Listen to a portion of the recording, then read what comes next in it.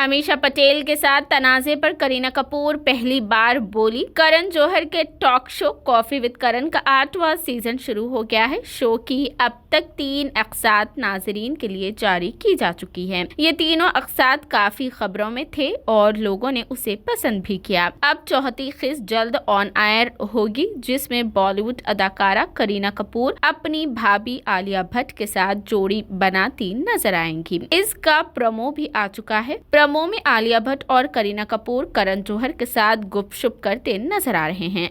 Video में करण जौहर करीना से पूछते हैं कि उन्होंने गदर 2 की कामयाबी पर पार्टी में शिरकत क्यों नहीं की। वो अमीषा पटेल को उनकी लड़ाई के बारे में छेड़ते भी नजर आते हैं। प्रोमो में दोनों अदाकाराएं करण जौहर के शो में नजर आ रही है। शो में करीना और आलिया करण जौहर के शो को मुतनाज़ा करार देते नजर आ रहे हैं। करीना ने पूछा अमीषा पटेल के साथ उनकी तारीख क्या है। उसके बाद करण जौहर ने बताया कि करीना कहो ना प्यार है करने वाली थी, लेकिन फिर अमीषा ने कर दिया। ये सुनकर करीना ने अपना चेहरा दूसरी तरफ मोड़ लिया और कहा, मैं करण को नजरअंदाज कर रही हूँ, जैसा कि आप सब देख सकते हैं। करीना और अमीषा के दरमियान क्या झगड़ा था। करीना और अमीषा पटेल के दरमियान कहो ना प्यार के वक्त से ही इख्तिलाफात चल रहे हैं। इस फिल्म में सबसे पहले करीना को साइन किया गया था। उन्होंने कुछ मनाजिर भी शूट किए थे, लेकिन बाद में कुछ वजूहात की बिना पर उन्होंने फिल्म छोड़ दी, जिसके बाद अमीषा पटेल ने कहो ना प्यार है से डेब्यू किया। इस फिल्म में ऋतिक रोशन के साथ अमीषा की जोड़ी बहुत मशहूर हुई। इस फिल्म ने कई अवार्ड्स जीते और Guinness book of world record में भी जगह बनाई।